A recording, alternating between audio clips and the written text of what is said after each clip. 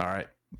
The Spin Cast Cycling Show starts again. You can bring the music down, even though we don't have music. I'm bringing it down. I'm Brian Kellison, Brian White, Lisa Vries. We have a guest, Damon Bates from ZMS Esports Studio. Zed. Definitely Z, not the Definitely Z. Okay, fine. But if we say Z, you know, we're Yankees. Is that what it is? Yankees. Is that the derogatory term from from across the pond? Is this? I thought that was standard, wasn't it? Some people can take it as a derogatory thing, like, oh, Yeah. You come to Canada and say Z, you get kicked out. Yeah. Well, I guess this is so random. That's why I brought up the ZZ Top or ZZ Top. Yeah. So when they were playing in Canada, they were referred to as ZZ Top. So Really? Yeah. No, like Damon said, though, they were ZZ Top because that's what they've said their name is. Yeah. Yeah. So you go by. No, we've digressed. Let's get into it. Okay. Damon and I have never actually, we've spoken maybe once or twice virtually, never met visually. So this is the first time we've met, but we have very, sometimes contentious, but good. It's all for the common good of trying to better the sport, better the broadcast, better the coverage, all these other things. But we can get heated, and it's pleasure to have you on. So why don't you, before you get into like the current state of affairs, why don't you give us a quick little background of who you are and what you, how you got into this sort of thing, and how do we know you now? Yeah. Hi, thanks for having me on. Appreciate being here. This is different for me. Usually I'm sort of behind the camera, and I'm like the Wizard of Oz behind the curtain, so nobody knows what I look like usually. So appreciate getting the chance to talk a little bit differently about things. I started Zwifting in 2016 after a friend who was mainly a triathlete, but he started cycling indoors on Zwift and told me about this thing because I was looking at the wall or doing a bit of Sufferfest stuff. Didn't start really streaming until 2019 when I got involved with, I think it was Team ZF, I think. And it was around about the time that Zwift was looking at people not using the name in their teams and getting a little bit funny about, you can't say Zwift this and Zwift that. And a lot of people started abbreviating just as we came along with the idea of Zwifting multi-streamers, which is what ZMS stands for. And it was originally an idea of, there were 4 or 5 of us who just were in a bit of a team together, decided to do some streaming because we'd seen other people do it. And this was start of 2019. And I started playing around on an old laptop, and it's all very stuttery stuff with mobiles coming in and Zoom and everything, and just ideas of having us all on screen, which seems crazy to think that wasn't really the norm then, because a lot of people do it now with the Zoom calls and teams together. But we started playing around with it, and I started getting some other ideas of, I could have this and I could have that. And I was doing stuff for a group called WKG, who are, I think, still quite big on Zwift as well. And I was doing their live TTTs with multiple screens, plus some recorded screens from an earlier time slot. And it all started getting a little bit crazy. And ZMS was born actually on my birthday in May 2019 properly, as what was becoming a bit more of a hobby. And then lockdown happened, and it became the thing that kept me sane when I couldn't actually do anything. And I was still cycling a lot as well. So you were a cyclist before staring at a wall with Zwift, yes? Yes. My biggest thing to date was 2012. I did a double century in real life. And 2013 I did the same thing, and then I did it in Zwift in 2017. So I was more of a just slow plodding endurance, like clocking up the miles on an app called Endomondo at the time. Don't know if you ever used that. I remember Endomondo. Yeah. I used to absolutely love it. We used to live by a big old disused airfield, and we used to write big words on it when we were trying out the GPS on it, and some of them were see what we could get away with writing. But so me and the wife would start off doing that. But I started getting back into cycling because I used to cycle when I was a lot younger. And Zwift started taking over everything. And when lockdown came, while I was still cycling on Zwift, I started doing more streaming for a lot of the events. Like Chris Hoppo did a couple of big endurance stuff. Michael Knudsen, I think, did 11 days in a row. And he did a race across America, wasn't he? From a mall? Was that what you? Yeah, we broadcasted that one, where he had a few disconnects and so on. But it was 11 days in a mall just streaming Zwift, and we covered that. But it wasn't really anything. Only in Denmark too. That was the craziest thing ever. Like, it was just normal. He's in a mall riding his bike, and everyone's like, "Hey!" People walking past. Like, I remember seeing that. So it was us who did that coverage, but it was really nothing compared to what other people were doing, because most people, as I said, I'm generally behind the camera.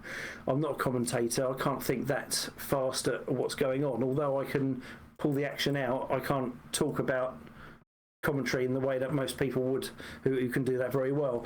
So it was really just me just doing a bit of visual with music. And so were you a broadcaster before? Do you have any broadcasting experience in the back end? None at all. So this is just hobbyist. Yeah, it was purely just hobby originally. I'm from a predominantly sales background with a little bit of quality assurance years ago, but mainly sales, face-to-face contact, telecoms, bit of networking and IT, which kind of helps with some of the stuff as well. But I wasn't the techie person or an engineer or anything like that. It was purely just me in a garage, especially in lockdown, just tinkering about with stuff and seeing what I could get out of second-hand cheap equipment, using Dave Higgins with the Zwift PC Masters and Races, as it's called now, all that sort of stuff, just getting ideas of how to do things differently and not be like everybody else, because there's a lot of very, very good people either doing proper broadcasting like ZCL, or they're just streamers who are talking and engaging to people, and that wasn't what I was any good at. So I just wanted to do some different ideas. Bring some innovation to it from your own perspective. You were just like, hey, you were wanting to help solve an issue, which was, hey, people want to stream their stuff, and you wanted to help lift the broadcast to help showcase it, but then also bringing some of your innovation to it. And that's something I wanted to touch on a little bit later, but we can touch on it now, is like when you were just getting like what was like the first event that you had like multiple cameras, where you were like, hey, I'm pulling in 2 racer feeds or a webcam and then like something else? The first proper stuff was probably doing either Hoppo or Michael Knudsen, where I'd have just multiple views. So we'd have a high cam, we'd have a close-up cam. So I'd have 2, maybe 3 devices, and just looking at different camera views. Just thinking purely from when I'm watching cycling viewpoint, there's always a camera shot from the helicopter when there's not much going on, or they're talking about something different, and then it will zoom in and get a close-up motorbike shot. And it was always kind of thinking of how that was done, because at the time nobody was really doing it. Even Zwift on the main broadcast tend to just focus on one rider. They might have multiple cameras, but it was generally just a close-up shot and then flicking through the field as required. And it was just trying to think of things a little bit differently. And it wasn't anything huge originally until 2020, when it changed and RGT came along. Yeah. Okay. Well, then let's go into that, because we're all fans of RGT, and that's how we met, was our wanting of, because I come from a broadcasting background with my doggy. She's, oh, come on, you're caught in my headphones. I found it super impressive that you're just like, I want to get into this online broadcasting, and you started from zero with no prior experience and just learned as you went. Because it's pretty neat. Your streams are super professional. You're amazing to watch, and I would have not thought that in a million years, that you were just like hobby guy, starting off, learning as you went, and got to where you were. Yes, it's obviously very kind. It's not BBC or Sky sort of level, but it didn't really change. It was it was very basic, and it was just hobby until Vive la France came along with RGT, and I was trying to chip on the door at Zwift to see if there's any opportunities to get involved with broadcast, and nothing was happening there. Obviously, they had their own team and so on. And WKG did VLF, Vive la France. I was talking to them about putting together some proper production, and Marcus, who was running it, is a designer. So he was designing some graphics and things, and I started to realise just how good you can make things look on screen if you actually take a bit of time to produce it and you've got somebody with the ideas. And again, it was still just on a second-hand laptop and another couple of small PCs, didn't even have graphics cards in them at the time, and it did the job. But it was all done on a very, very hobbyist budget. But then ERL, I think it was Eric. There was Eric and Frank of Echelon Racing League, or Echelon Productions. No, Eric Hill, Frank Cundiff, yeah. Sorry.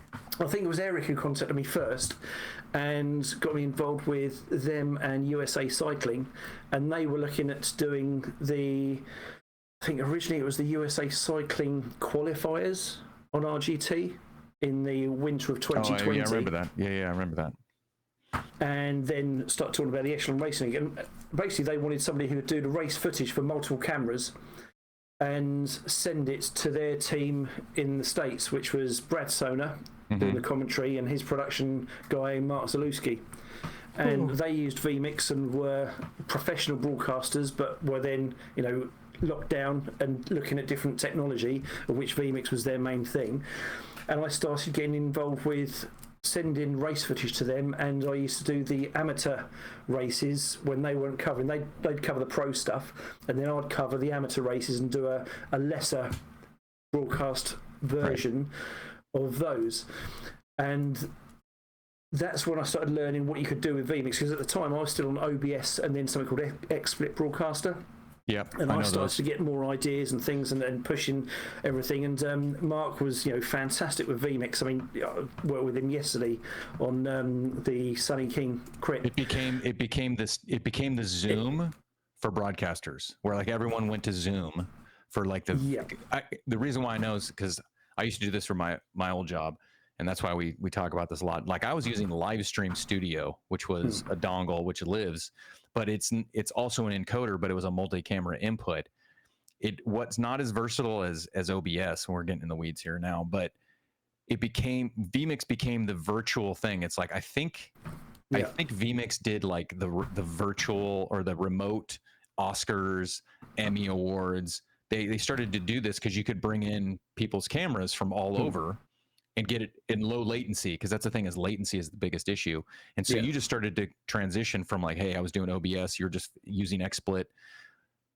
Then you start to, are you doing it because you're seeing it as a business opportunity, or are you still interested in the sport like sport and business as, hey, I want to cover this because this is sports and I've always enjoyed sports broadcasting? If I could do it full time and cover the bills and the mortgage and everything, doing virtual cycling, it would be all about virtual cycling. But unfortunately, that doesn't. Right, of course, but the passion is doing the production, the vMix, and creating it for anything. And again, through, as you say about the Zoom side of things, when it came to lockdown, vMix has shown me, and a lot of people don't get this who do it, they want to do it all on the site and so on. You can do anything as long as you've got a data connection and a camera. You can get it into vMix anywhere in the world. So you could have your OBS sending a signal, which I could give you an address, which would bring it straight into my vMix as a SRT feed. It's called Secure Reliable Transport, is it? I think. But again, I learned that through Brad and Mark when we when we first started. We were using YouTube feeds to get my race footage. So you weren't in vMix until you started working with USA Cycling and Brad Sonner, and probably getting on for about 8 or 9 months after. I was still using XSplit for a few months because they were doing the professional stuff, the big stuff, and I was still using XSplits. And the thing that probably keeps a lot of people out of vMix is the cost. It's an expensive bit of kit. Yeah. Other than if you go for the basic one, it's like $60, but you go to the top one, it's like $1,500. So there was a justification You'll see in a minute. I'll show you why. But there's a justification there, and it got to a point where I was starting to get more paid gigs, especially during lockdown and winter, that I was trying to reinvest, because when I first got the USA cycling gig, they and again, I'll always be very grateful to them, I upgraded to 2 gaming PCs, one which then became my main broadcast, and then I had a couple of second-hand PCs. I still use those 2 as camera 1 and camera 2 at the moment. But I've tried to reinvest a lot of the time to make sure that I'm upping the equipment that I'm getting. Like the laptop I've got now was when I worked for a company called Cade Sport. I did 10 months there, and this laptop and my main vMix PC, this is the backup one basically, they were both, again, reinvested from that. So now I've got quite a large bit of equipment. I've got the vMix side of things, do my own stuff. But as I say, yesterday I was working with Brad and Mark on one of the crits in USA, which was a live broadcast, live proper race, real life race. But again, that was vMix. Them sending a signal to me. I was doing the clipping of like replay cuts and finding little bits going back. Are you just so technical director is the person that usually switches the cameras? Are you directing as well, or you have a director in your ear, remote? Nope, not You're even the one by cutting. ear. You're just following the action. I'm just following the action. I'm just being left alone. Yeah, and I'm just finding clips. They've given you a lot into OneDrive. Yeah, awesome. So I did that last year as well. Do the commentary. So like, if they ask for, they're like, "Hey, can you get that? Hey, can we see that replay again?" And then they're like, they show you. You're doing it, but you're trying to feed it in. This is part of the creativity behind it, right? And we're getting behind the curtain here. So let me ask you this, because you touched on like, hey, okay, this was USA Cycling reached out, Brad, his production team, for also Echelon Racing League. This is, remember folks, this is when RGT was still 2 apps to run the game, because I did this as well. I remember when I was first in RGT. Brian's eyes are like, huh? It was a mobile device, and it was a screen cap, because I remember doing tests when I was like first getting frustrated with Zwift. This is like late 2020, so like December of 2020 is when I got into RGT, and I was like, oh, there's this new thing, and I had like these leftover mobile phones that I did from my previous job, and I was like, they're like older phones, but I could get the running on there, and then I would send it to these other computers. You had to have so many devices just to get this broadcast going. So how many cameras did you have for this first RGT Vive la France or whatever it was? How many devices did you have? I had 3 then, but the most I ever had when it was still the 2 device was 7, and that was for the some of the Echelon stuff. And I think it was the very last one was 7 right times before 2 or 7 devices total. 7 PCs or laptops running RGT with 7 from my current, my wife's phone, my wife's old phone, and loads of other phones. I'm a hoarder. I keep phones. I have, in fact, one's up here. That's one there.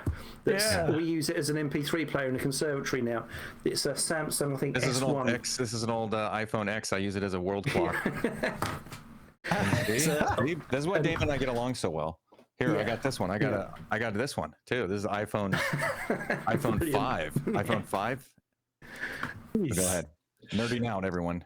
Okay, So and that was, I mean, it was tough then, because it wasn't a case of, I need this and that. And I was running some of the lesser cameras. I mean, out of those 7, only 3 or 4 were very, very good cameras, as I call them, or PCs, laptops. Everything else, I mean, it was a proper, even now, I've still got some very old laptops out there that do the data collection and API stuff. But the beauty of it, let me jump in here. The beauty of it is it was server side. Because I remember when I was doing my first test with iPad, other PCs running Zwift, and Mike, all these different things.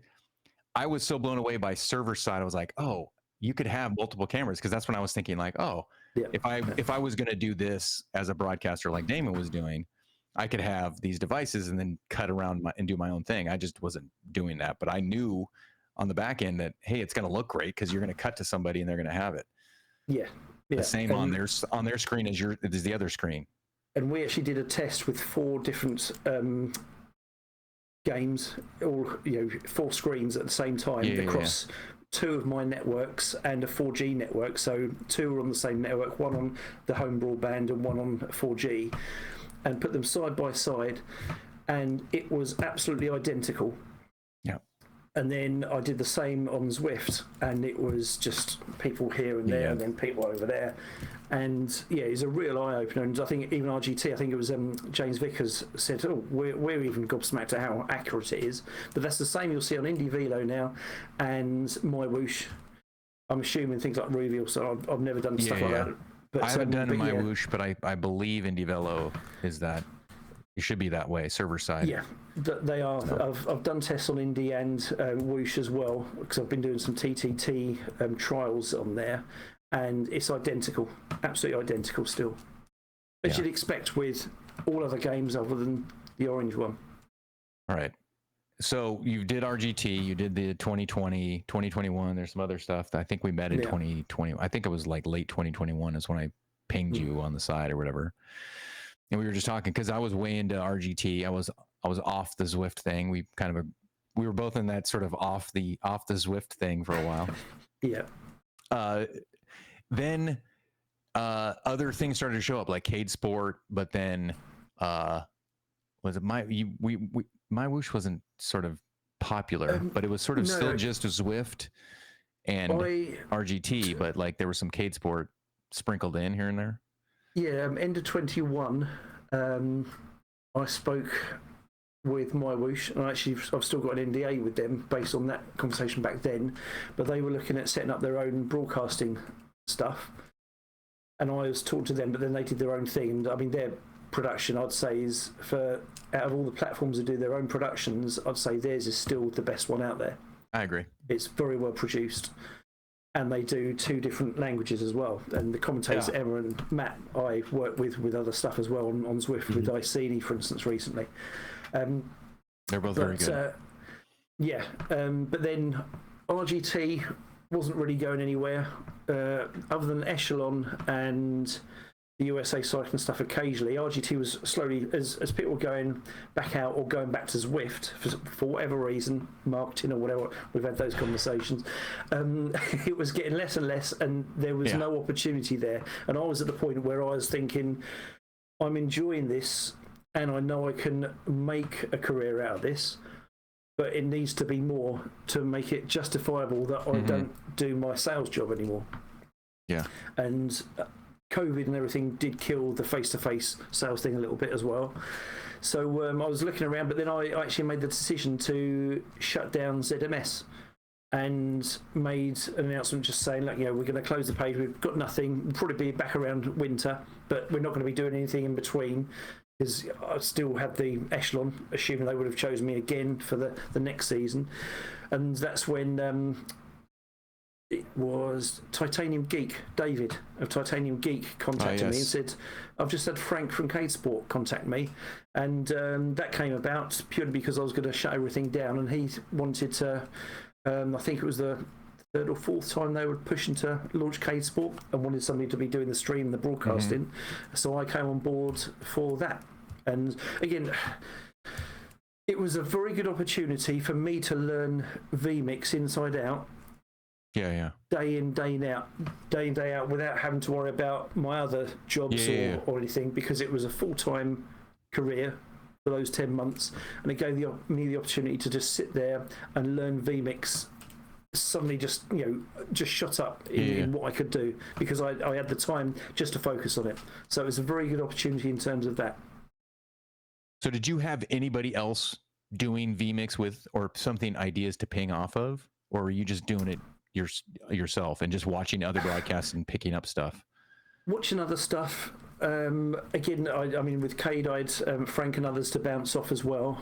Obviously, with the Echelon guys, Mark and Brad, and that side of things.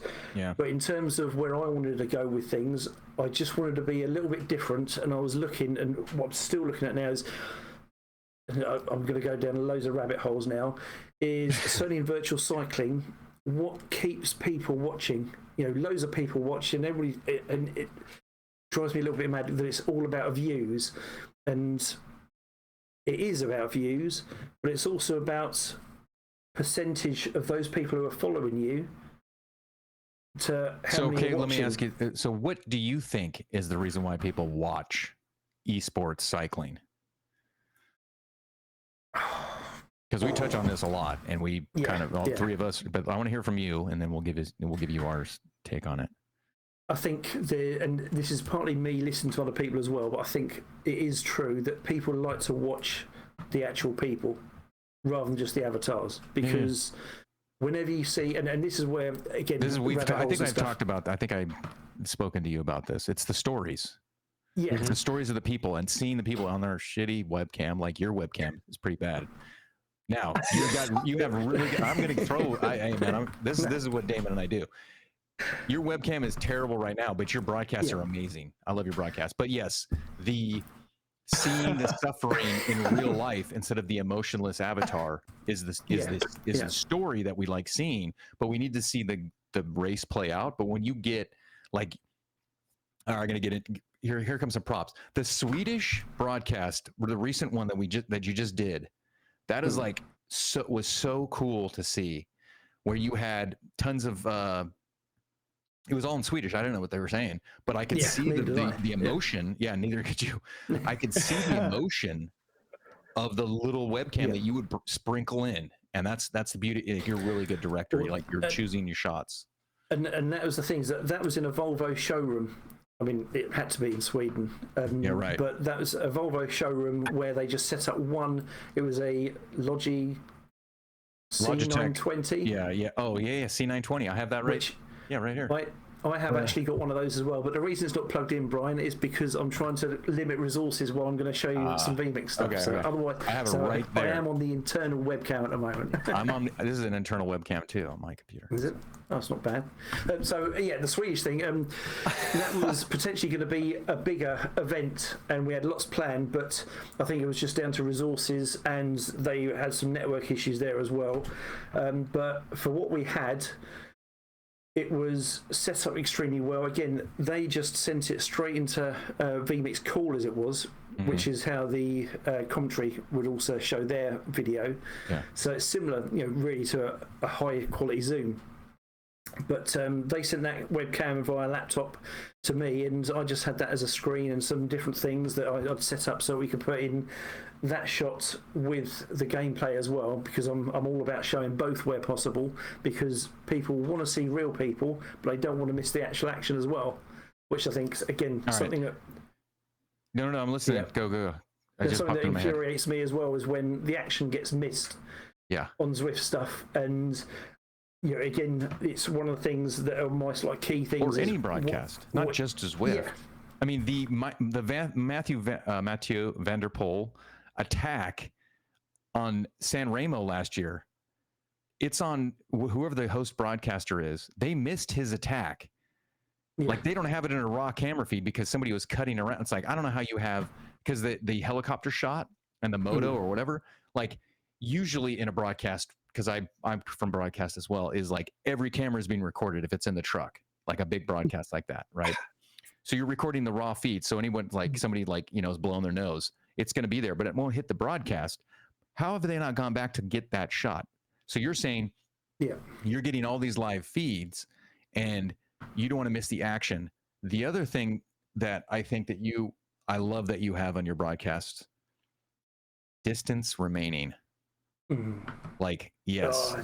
Like distance remaining. Nobody else other than Zwift do it themselves, but nobody else does it, and it just astounds me. It's actually not distance remaining. I put the distance of the race. Distance of the race. Distance of the race, and then how much? Yes, full distance. Because the attacks in that Swedish race, in the men's Swedish race, and even the women's, but the attacks at the end, where like it was an attack, a counterattack, and there's like 3 kilometers left, 2 kilometers, and then you're going up and you can see that, and it's Zwift, so it's weird how you can you don't really see the finish line, like if it's a set up an event, which I don't like, but you're like trying to see if this person who, I can't remember who won, but the person was holding off the group and won by like 400 meters. It was so close. Yeah. So, but having that understanding, like, oh, where's the finish line, whatever the virtual finish line, and seeing it on screen, like that plays out. That's like today's Amstel gold race, where they had like the time. It was like they kept holding the distance on the 4 riders off the front. Yeah, it creates the story. It creates the story. And it's what people I see on so many other streams that people ask for it. Why can't we see this? Why can't we see that? And I'm thinking, that's a standard basic thing that I've been doing for a long, long while. I mean, it was much easier on RGT because they had distance remaining. Yeah, and you could see it regardless. There's 2 things I love about RGT: is the distance remaining and the profile in the bottom. Yeah, like there's a lot of other things I miss about RGT, physics and all that other stuff. But like visually seeing that, now I've been seeing. This is a good segue into Indie Velo. I've been writing a lot of Indie Velo. And are there things in Indie Velo that you have integrated into your broadcasts that you didn't have in other things? Yes. And I mean, I don't really do Indie anymore because there wasn't much happening. And it was when I started getting more involved with Zwift, when I started talking to them about covering some bits.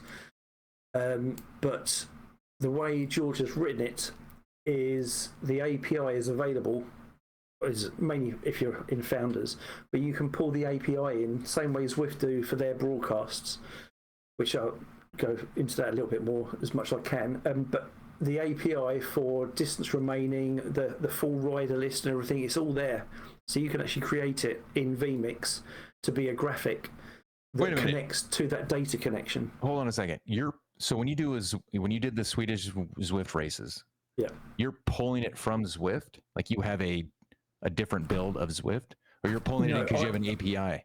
I do have a different build of Zwift. They've given me not the HQ version, although I had that for the games, but the standard broadcast version that they give out to all the broadcasters. Types. Right.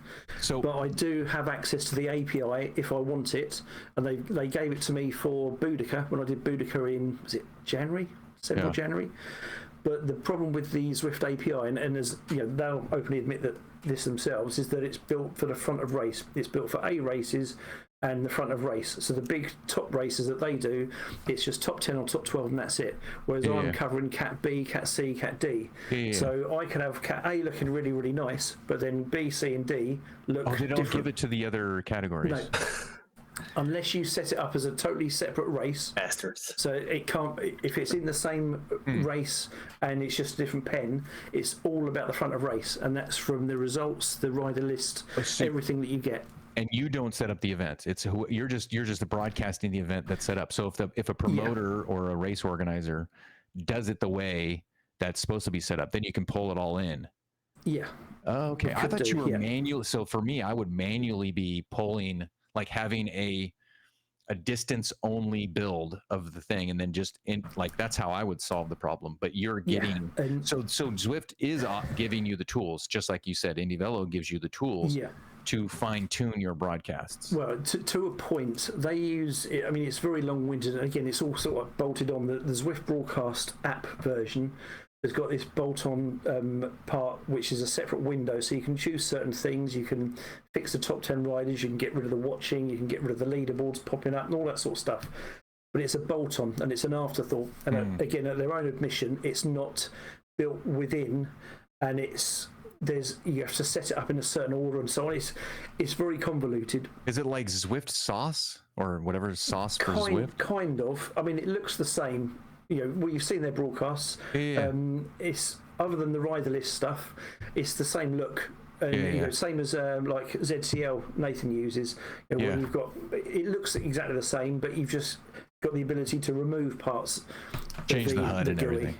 So you can actually make it look different, but you can remove stuff. Oh, well, that's so good. I generally don't remove anything other than the watching at the top and the leaderboard stuff. Everything else I can utilise, or I crop out and do different things, which again I can show you in a minute on vMix. But predominantly I don't use the add-on API stuff. I do all that myself within vMix and with my own Google Sheets connections and so on. So you're building your own graphics and taking the API call, or you're just using... I'm being very clever with some stuff. I'm not going to give too much away. No, don't give away your secrets. This is why there's a mix of API, there's a mix of visual clever stuff in vMix, and between all that and again, this is where the setup to make it different and to do it properly. Not many people, I think, appreciate how long it takes to put a broadcast together. Yeah, no. But I know it's how long it why takes. people say, "Oh, why can't you just quickly do one for me?" But I want the map, and I'll show you some of this. It's pretty easy if I screen share in a minute. But I want the map. I want the segment details. I want the commentators to be able to show you everything. I want the results to be proper graphics. I want the live segment map and so on. So I want everything to be a proper production throughout, not just here we are on straight into the race. And go, which is fine. People like that, but I need to be different, and it's the thing that kind of gets me the gigs outside of the virtual cycling side of things. And you're for hire. You're currently for hire. If someone wants the gig, you contact and we'll give your details in the notes, or you can put it up on you can just hold up a card to say that. Okay, so do you want to? Okay, before we get into the VMix stuff, if you want to do a tutorial on that, if people want to get into that deep dive, I do. But I had wrote down this question before you guys have any questions, or am I just hogging the whole interview here? Go. You're going great. You're covering everything. All right, I have another question for you. Yeah. What event? Like, what is your fondest memory from a broadcast that you've done? VLF, Vive la France. Vive la France. Which one? And now, what was it? No, not the entire thing, but like one, like somebody, like somebody buried themselves, and you're like, oh my goodness, like, what's your moment from a thing? Not an well, you can do a whole entire series, but like, what is like one thing that you're like, wow, that was really cool? Entire series, I'd say it's VLF. But if I was looking at one thing that I remember, and it's more recently as well, because I can't remember 3 years ago. It was probably Gabby Guerra on Boudica. I think it was one of the Boudica races. Okay. She was live, and Nathan was standing next to her on the camera, and I think it was Glasgow, towards the Glasgow finish line. She went ahead, and we had her on camera. Yeah, I think we talked about this. Yeah, go. It was absolutely phenomenal to watch, because we had the live race footage. She was breaking away on her own, and we had her on webcam as well, and it was fantastic to watch. It was absolutely brilliant. It really was. And that was, I think, a classic. I mean, we had a little bit of that in Sweden with the SWE Cup as well. But when we had Gabby on camera, and you could see that Nathan was obviously geeing her on as well, it was just such a moment, just seeing her totally kill herself to get over that line and keep that gap. And it was brilliant. And that's, I think that was Boudica. I'm sure it was. Maybe I think it was race 2. And didn't she get like break, and like she was talking about it afterwards, and she like broke down, and the emotion came out from her. I'm with you on that. That was really cool. But from like a broadcaster side, where because I've done I've done football games, like American football games, and I don't remember the score or anything, but there was one thing that I remember that I wanted to see with my own eyes, not looking at a VU meter or the level meter, as everyone, VU is volume units, right? Was American LaDainian Tomlinson, the running back for the Chargers. He essentially broke the record for the most touchdowns in a single season, and I wanted to look and see him come and score that touchdown. That was one of those things where you're like outside of you're doing your job and going, this is an exciting moment, and you get goosebumps and think about it. So that's very cool. Yeah, that's cool. All right, you want to get into this VMix? You want to show the Wizard of Oz behind the curtain? Yeah, let's see if I can share this. I'll share it as a window, I think. Don't know if you'll see me still. Lee's going to be just this asleep window pretty soon. He looks like he's ready to go to sleep. Yeah, that 6-hour ride's hitting hard. Yeah. I'm looking at myself in the camera, and I'm like, I got sunburned on my face. All right, Damon. This looks awesome. Yeah.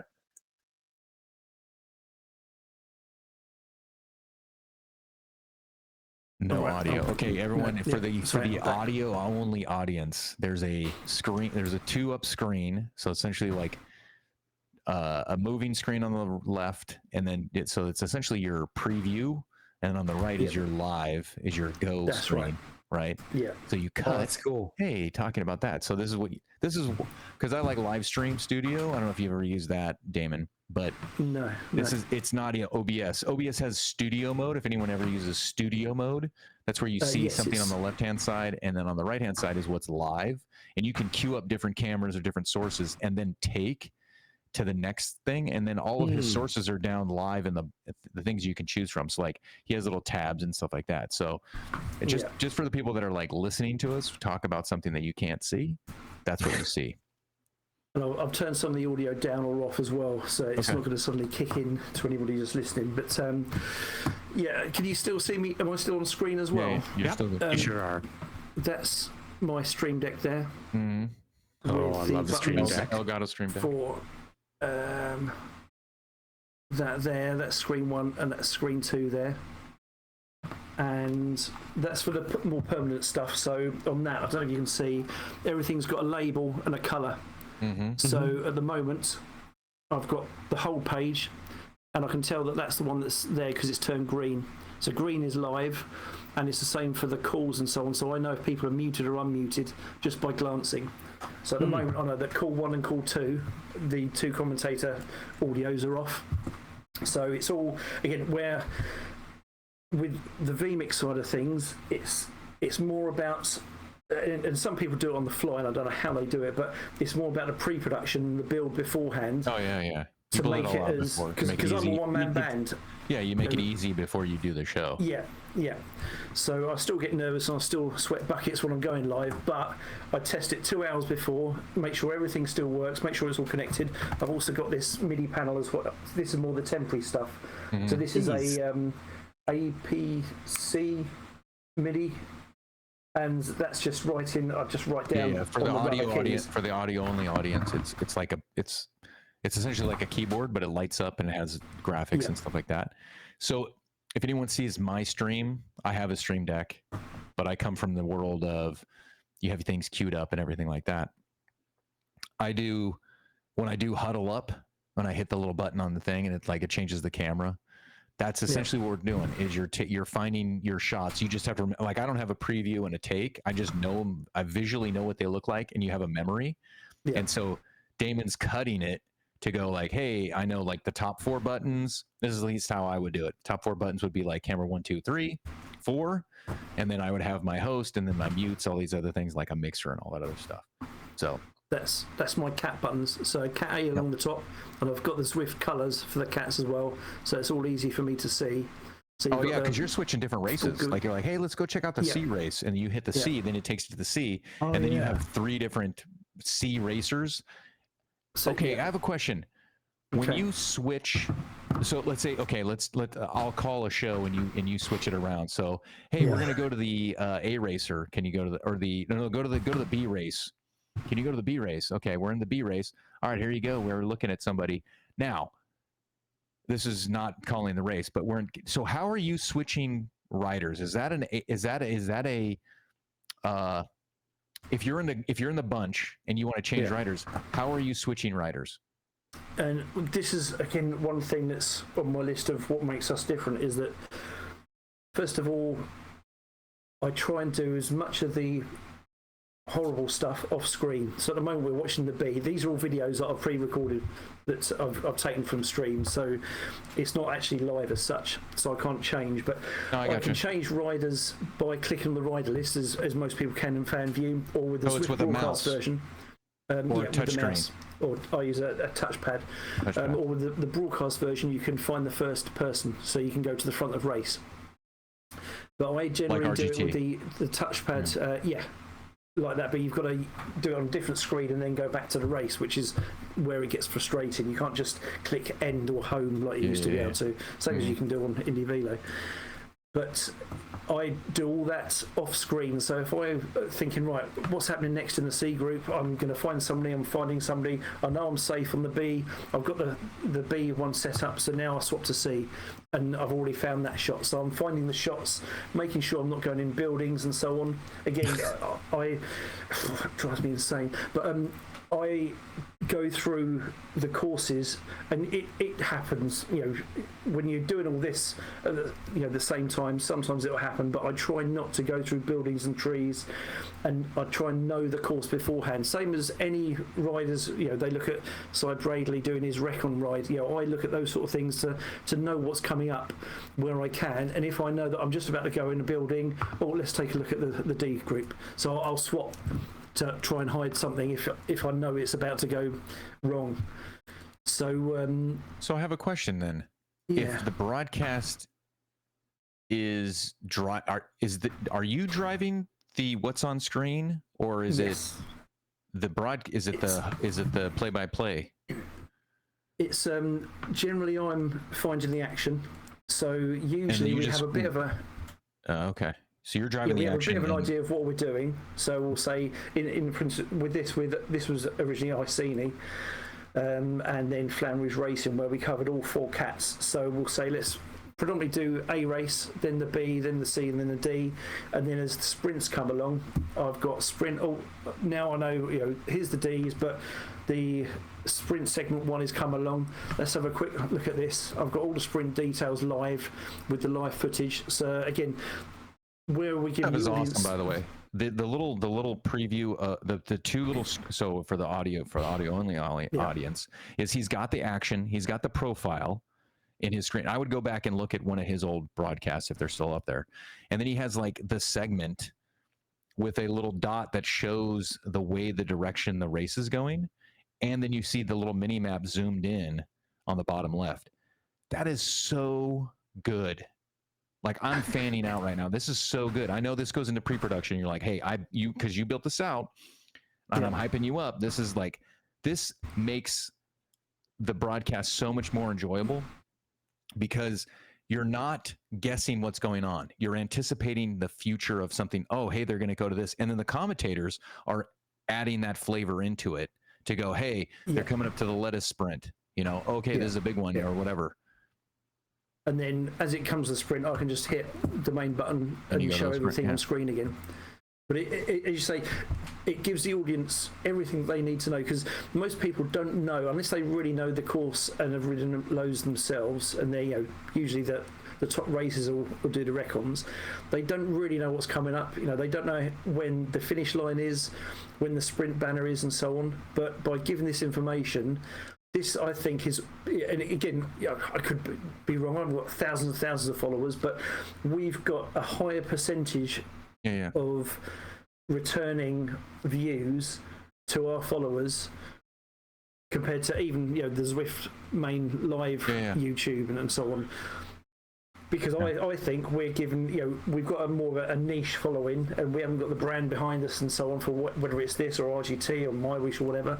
But I think that the people who watch what we do are more into what we do, because we're showing them not just the front of race, we're showing them everything, and at a certain level, I like to think that gives them something to look at that's different. It's a different layout. It's branded. This is branded, for instance, for Flannery's Racing, the sort of like the red and the black and everything. It's all branded to fit who we're broadcasting for. It's like you're doing an advertisement, but we're actually not. We are fans, but we had an audience member also request, because we were already talking within ourselves, hey, let's get Damon on, before we even approached you. And Henge from Finland, a Finnish fan, Henge, one of the listeners, he was like, hey, can you get Damon Bates on from ZMS? And we're like, okay, so that's why you're on. Yes, you're for hire still. I know this is like an advertisement, but these little innovations that you've done, it's made the broadcast so much more enjoyable for me. And I'm not saying I don't enjoy the other stuff. I just think that this is this leads into my question. And you can stop sharing. We can go back to full screen unless you want to have this going. But I was just going to show you another couple of things. One more thing. Don't let me forget, because I want to ask this question for you. Go ahead. The segments when we're going through everything, and again, this is down to viewers, when they're first clicking on everything, people will drop off within the first few minutes, and if they're not engaged straight away and they're just seeing somebody talking and not really doing much, or they're just seeing a race footage screen, I'll make sure that they've got a reason to see something. So we'll go for the main commentary after the intro. Yeah. So we always start with an intro, which is usually something like this. Again, this is all produced in-house, so I do all the videos and everything. And this one, for instance, is the ZMS going to the Flamme Rouge Racing. So again, it's branded for what we're streaming for. So hopefully you can hear the music as that as well. Yeah, it's awesome. So we did this for Flamme Rouge. Scratch, or you got that from template? Template. I use templates that are either built by the people or the ones that I put together. I do the templates so, too. Yeah. They're so good. once They're I've better done than me. I'm not a MoGraph guy. Once I've done something, then I'll use it for different things. As long as you change the videos and the music, it looks different every time. So, but then that comes into the commentary. We'll do the map. Again, I think this is extremely important for the viewers. Because they want to see what's going on. But then we'll go into the segments. So we've got the profile, we've got the segments, and then we'll show individual live videos. Rather than just the images of the map, I like to do the videos as well. This is from What's on Zwift. They kind of gave us permission to use stuff from their site. So we can go through every single segment. You sourced it from them? Yeah. Yeah. Then you asked for permission. We actually show them or whatever. Yeah. So we mentioned them at the bottom of this one as well. There you go. Yeah. What's on? Yeah. So they said it's fine to use it. And in this case, actually, you can see the map looks a little bit grey. This was for the Iceni one. I changed it was more of a sepia look for all the maps. So everything looks a little bit sepia because it was an old warrior, bronzy sort of look throughout the stream. Whereas this is mainly Flamme Rouge Racing, but these maps are from the Iceni races. Those little animated GIFs, man. They're nice. Yeah. All right. And any more show and tell, or can I ask my question? Yep, just the results when we come up to what else? I've got the colour bars. That's from Zoom. So we've got the Zoom rooms. We've got the full windows of the map.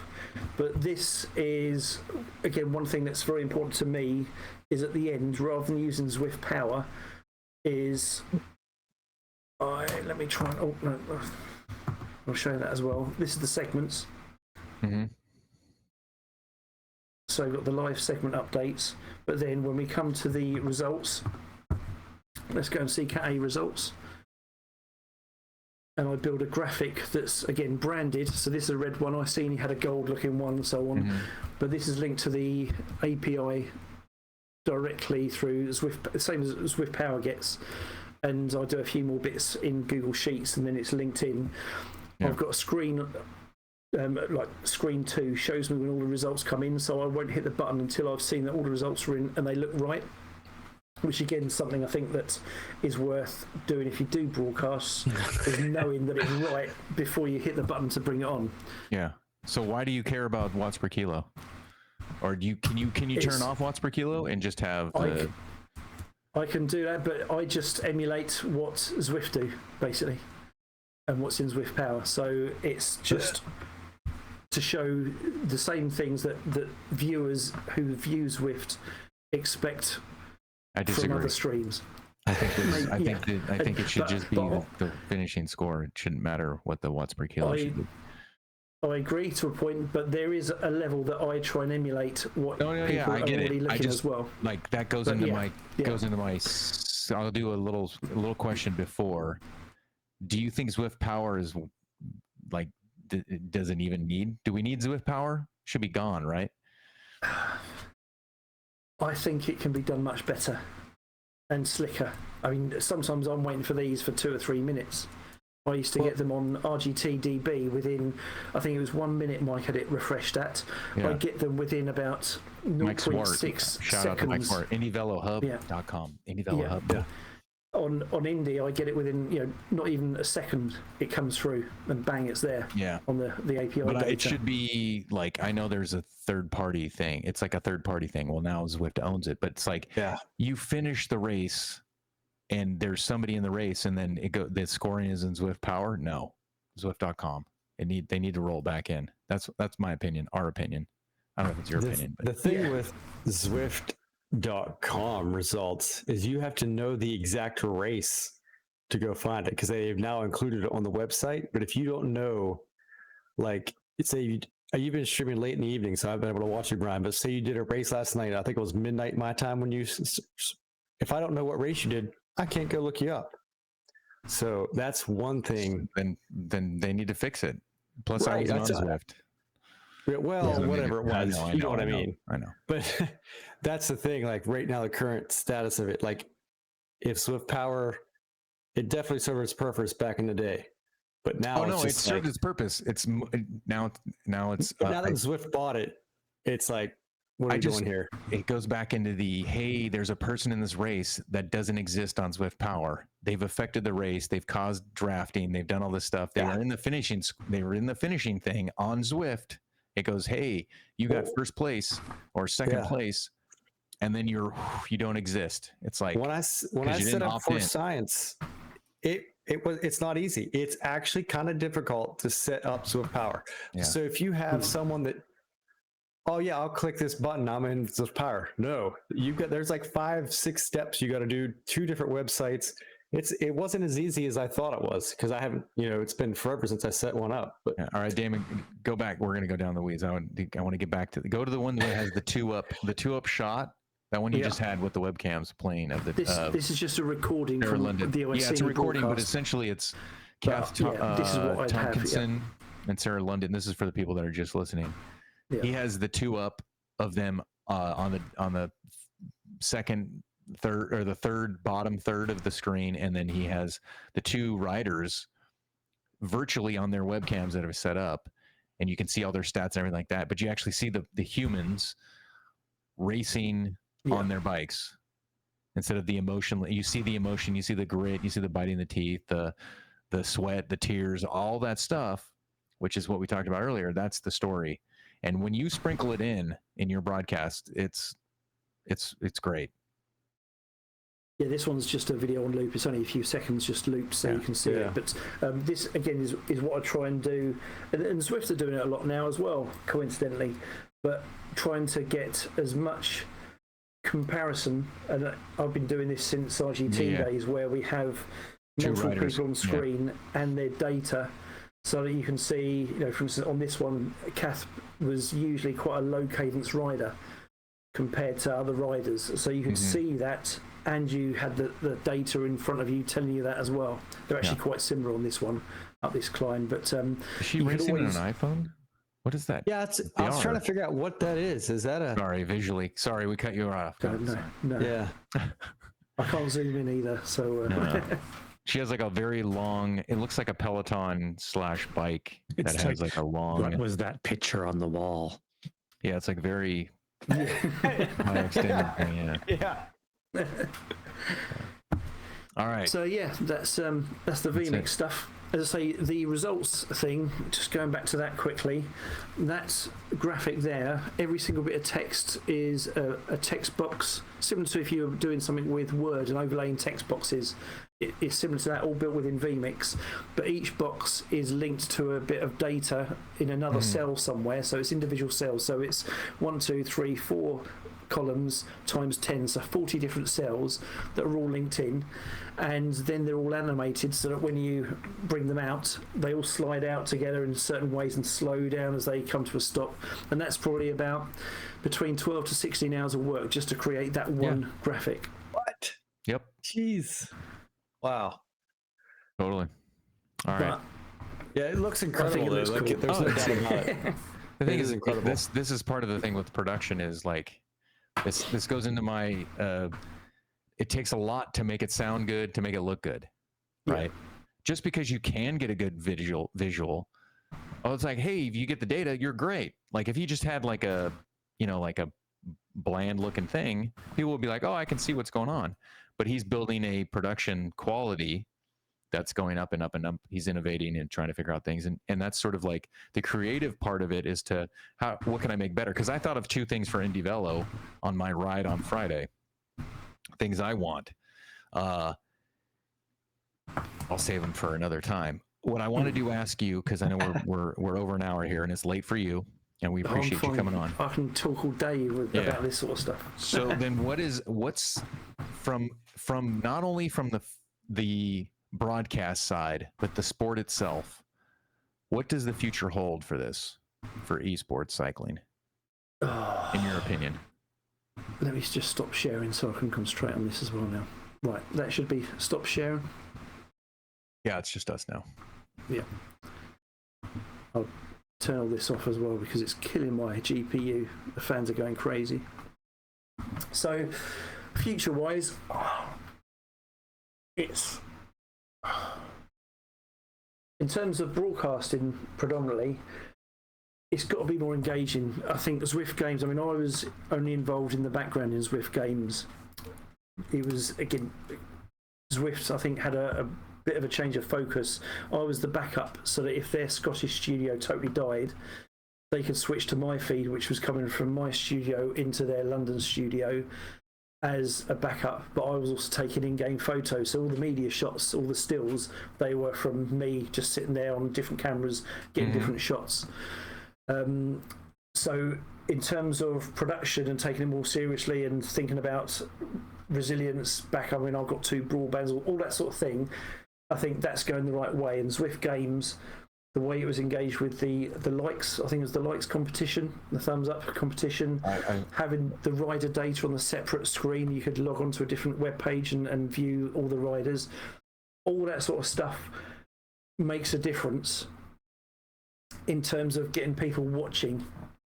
Whether or not it's there yet, I tend to go down more, as you've seen, a branded and it's like cropped and different feel to what Zwift looks like to most people, because most people say, oh, why can't we have a customizable GUI and so on. To me, I think people don't want to see the same thing day in, day out, especially if they're watching a broadcast. They want to see something that's very, very different. In terms of the sport overall, esports is huge. I've got something that I'm going to in 2 weeks' time in London, which is a gaming, proper Nintendo Switch tournament that I'm involved with. It's huge by comparison. And I think, is it League of Legends again? I'm not a gamer, so I don't know anything, but League of Legends I looked up, their big final had 6.5 million views for their final. So people want to watch people sitting in chairs doing not very much other than playing on a computer game. So we've got to figure out why. Yeah, we've got to figure out why and how we can do that with cycling. And I think the UCI thing, putting aside all opinions on why or what, I mean, I think I know why it went to Myrouche. The Olympics had something to do with that. But I think Myrouche has probably got the best chance of making it something bigger, probably because funding isn't so much of an issue. They can have it, I think you discussed this one on another episode, where it's going to be in person in October. They'll probably fly people over, or the federations will help fund it or whatever. But it's got to be in person, which kind of seems a bit silly, because the whole point of doing it virtually is to stop doing it in person, because otherwise you might as well go to the Sunny King Crypt. Okay, so let me jump in, because I will ask around the panel here. I liked the Zwift Games coverage. I liked Jez Cox. He's very good, and whoever was with him. And it was just 2 people sitting at a desk. It wasn't this giant arena. It wasn't trying to be bigger than what it was. It's a big event, but it still kind of was cozy. And it did have like the likes, and that was kind of a cool thing. But it was like, it was big enough for people to kind of tune in. We're not going to get, look, it's not League of Legends. I think the goal is to get something that's like cricket, or not cricket, but like snooker. If you can get the numbers of like snooker on Eurosport, then you can go, oh, okay, this is kind of cool, because it's kind of not like, cycling is not already exciting, it's boring. Then you have virtual cycling where there's no emotion in the avatars. It's hard to see what's going on. We have the web stuff, so I think the broadcast is going to help bring that out. But let's not get, like, I was talking about this, I think, on another show, like I was in comments. I'm like, dude, the UCI thing for the games is good, or for the World Championships is good, because they're wanting to do that. But Zwift Games doing their event, like, it's trying to get too big too fast. I think the community needs to grow bigger and have that where it's like the UCI wants to be involved with this cool community. They want, instead of like I was saying this in text, it was hard for people to get it out. I don't think we've touched on it here, but it's like, why don't you have something that's wanted by the bigger things instead of waiting for the bigger thing to make it big for you? Right? What do you guys think? I agree. I mean, just as far as community goes, it needs to grow. I mean, I think when you go onto like the Zwift Twitch channel, it's all of us watching all of us. Yeah. You know, like it's like I'm watching Marble's channel when he's riding, he's watching mine, and it's like the same 10 people watching everyone's channels. You got 10 to 15 people that are constantly on, that are, you know, regulars, and then people are trying. People have the, you know, they may not have a webcam or they may not have a mic, so it's kind of hard. But I will say, from when I first started streaming to now, there's most of the time someone always on. Yeah, sorry, I'm not talking about the casual big spin ride. I'm talking about the future of cycling, esports cycling. Oh yeah, right? I don't think they're not doing enough outside of cycling.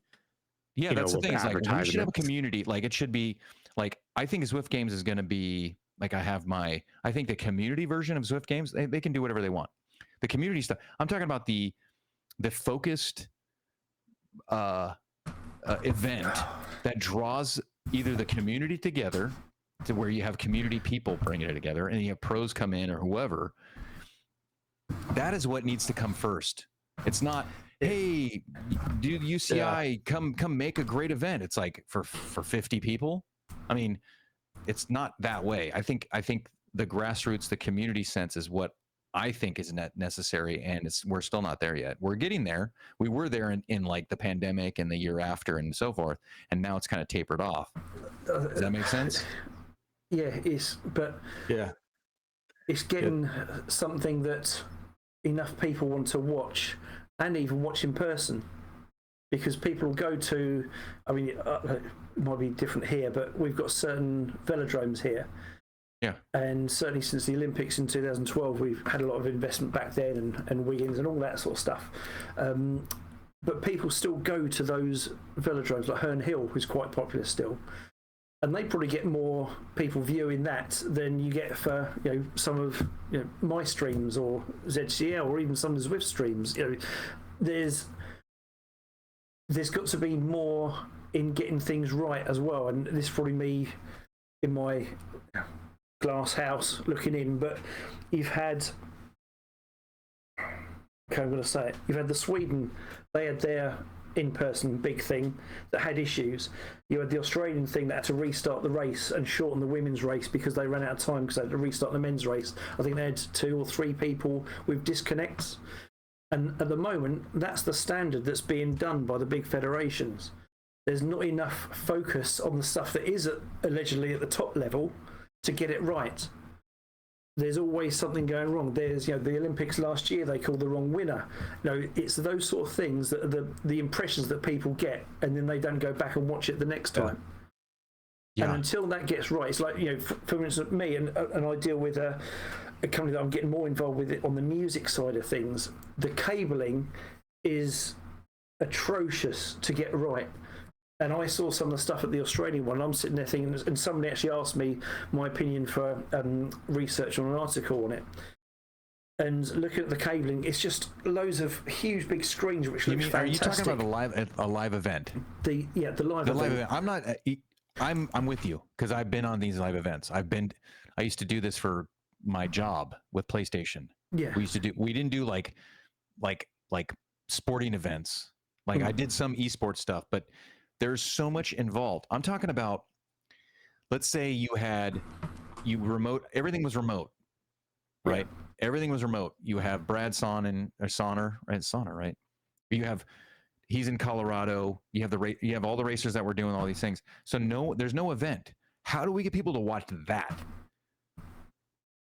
I don't think events are I don't like the in-person thing. I think it's too much, unless it's hell, we have 6 million people wanting to watch this. Then I can understand you do a live event. Like the early days of League of Legends was not getting 6 million people right off the bat. You have to build the game, build the community, and then the audience comes because it's something I want to do. You do it live in person if you're going to fill a stadium to watch these people live and on stream. Yes, or like a 200.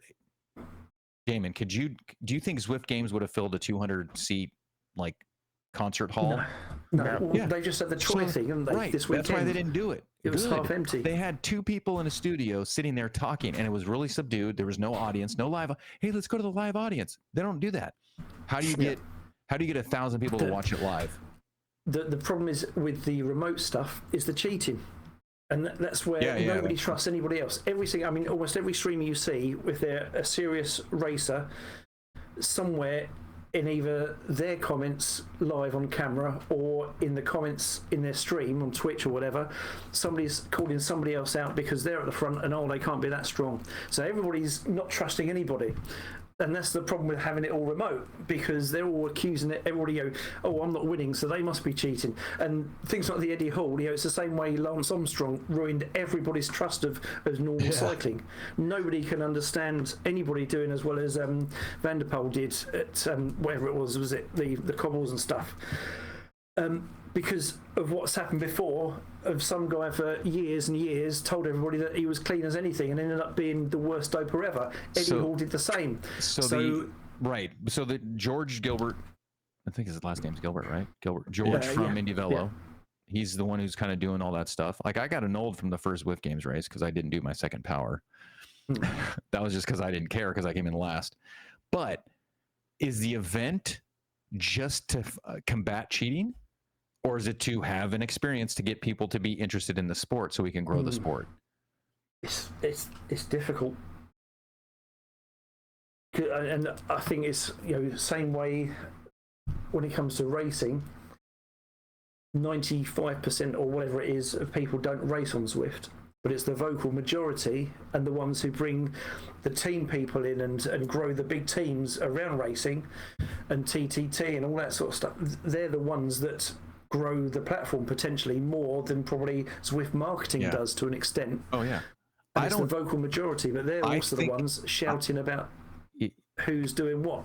Yeah. So aside from cheating, because I'm with you on the hey, we just immediately say if the guy beats if he or she or whoever beats you in a race, oh, that person's cheating, and I'm like, that mentality is just bad because you're just automatically thinking someone's cheating and they're not, because we try to combat it. Now there's whatever. I believe the one of the most popular events is the weekly team time trial stuff. Yeah. It's only popular because people do it. It's not popular to watch. I don't think those broadcasts are entertaining at all because you never know there's no time splits. There's no drama of it's just like watch somebody do the thing and you're like, hey, it was a good effort. And it's hardly speaking during them, so there's no interaction. Yeah, but you could see if you could see the visuals of that. Like if we did a broadcast where it was like, hey, it's a good camaraderie of because everyone's suffering, right? Everyone's not just sitting in and then doing a sprint and one person wins. It's like, hey, can they win this? It's the thing that's going to be the most at least captivating thing. But the reason why it's popular is because people are doing it. So the future is combat cheating. Right? We all want to combat cheating, whether it's personal, physical doping or mechanical doping. And then getting it so people invest in the people that are doing it. The story, the watching. If you watch a live sporting event, you're seeing the struggle between two teams or two competitors. It's hard to do that. And you do it really well, Damon, and I appreciate you again for coming on and showing when you have the two webcams. That's where it gets really cool. But I don't know if I think the future was bright, when we did this, we started the show.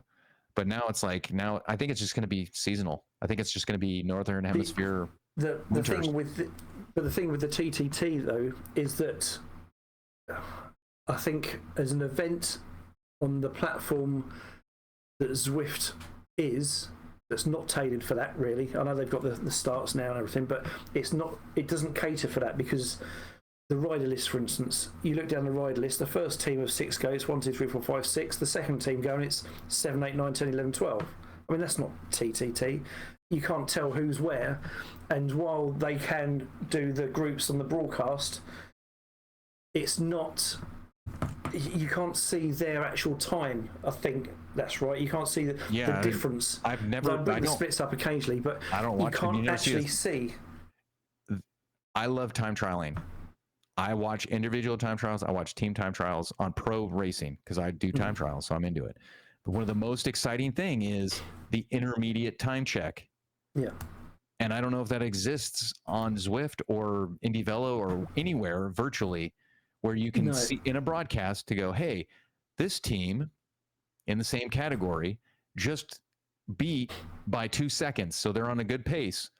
That's the drama for these things. Yeah. I think they need that in the game just for the actual riders to see. Yeah. I've done dozens of team time trials, and the only gauge you have is that, oh, it was 30 seconds, now it's 26 seconds. Yeah. But it's only the team that's directly in front of you that you can actually see on the list. It'd be awesome to have every split come up and go tick, tick, tick, tick. Oh, look at that. We're like second right now. Yeah, yeah. And broadcast-wise, that's how we did things on RGT and then on Indy Velo. But it was all pre-recorded, so I would record every single team that went at their own specified time, because it was ride whenever you want sort of thing. I'd record that and then put it together in a broadcast with all the splits, because by then we know each split, and then we'd have all the splits come out. If there was a team that was 3 seconds off another team, I'd make that a dual window so we could see how close they were. But it wasn't live. To do that live, you certainly can't do it with WTRL because it's just too many teams. You wouldn't do that live normally. How many teams you'd have on the Tour de France on those stages? Wait a minute. But to do it live, you've got to minimise that, and then you've got a chance of doing it. But it would then be focusing on certain teams and something that's broadcastable, but it wouldn't include everybody. We lost somebody, but I went to bed. so you're saying that we can't. WTRL couldn't do it from a broadcast sense because you can't pull that information from the API to go, hey, can you tie the timing of a group? Like you go, hey, this is the rider list. Can I bulk that into a team, and you build out all those teams, and then you go, hey, do it. They do it to a point. I think it's is it Martin at WTRL? He's got something that, for instance, Nathan pulls in, and they do have time splits, but they've got to do something separately and independently to do it live. And I'd say maybe even half the time it's not working. It's no, we can't bring that to you right now. We're waiting on the information. Right. So it's very hit and miss because it's not as part of the game. It's not built in. And I think that's the problem. But to get around that, you would need, say, you've had like all the rounds, the weekly TTTs, but then get down to say the top 10 or the top 4 or whatever, and have those broadcasted. But then you can include every single rider. Same they did with the Zwift Games. There's 120, 180, whatever it was, the men's and the women's. But every single person had to be on webcam, so they could put in the riders visually. You can do that up to, I mean, a couple of hundred was astounding that they could do that for the games, but they managed it. You can't do that with 1,800 people. No. I'm not saying that. I'm not saying that. I'm saying that. I'm saying that. No. I'm saying we're agreeing. What I'm saying is the game broadcast version of the game should be able to pull the data in. You don't pull the real people in, but you can at least do intermediate time checks. Because there's like you have like the top 3 intermediates, like, oh, hey, here's the top 3 intermediates, and until someone gets into that world, like you don't have to show that, because there's like teams in team time trials on grand tours where they're like, they don't show like the 20th team. They just don't even broadcast that person. They go to the ones that are like, hey, this one's coming up close. Hey, it's coming up close. Or they're 20 seconds off the pace, and they will go to the next one. Right. That's where I'm saying, like, from a game developer side, getting that to the broadcasters like you, because it's one of the most popular attended from competitors. That's like League of Legends, if we're using it for that sense, is the more competitive like esports teams are competing with this. They do events, they do like regional events or whatever. You're going to have more viewers on things that help like a qualifier or a semifinal or a tournament, instead of just like a regular weekly thing. But like the getting it for what the broadcaster needs to make those little smaller events a little bit more interesting, you know, like a regional. That's what we need. And I think that's the future. Is the broadcast needs to improve, because we can do smaller things with less webcams, but like tell us, like, you with like not a webcam on a person, you can tell a story with an intermediate time check. The broadcast, at least as like a play-by-play, so like, hey, they're coming up on the thing. Oh my goodness, are they going to get it? And you don't have like a web video of it. But those are the things that I think that need to happen to further the sport, because I think when we were saying it's a rebirth, we have my whoosh, RGT died, Indie Velo is getting a little bit. I actually am enjoying Indie Velo. I think it can get better and better, but now I'm seeing less. Like, I don't race against people on Indie Velo casually. There's no casual race on Indie Velo. You have no idea. I don't know. So we've gone really long, and I've explained my point more and more like I normally do, and just talk, whatever. But the last thing we want to do, because we want to wrap up, so we'll play the music, even though there's no music. Just play the music. Just go along with us, Damon. We don't have music, but we talk about. Play the music. Oh, there it is. What do you have to promote? What is going on? Tell us. Are you still for hire?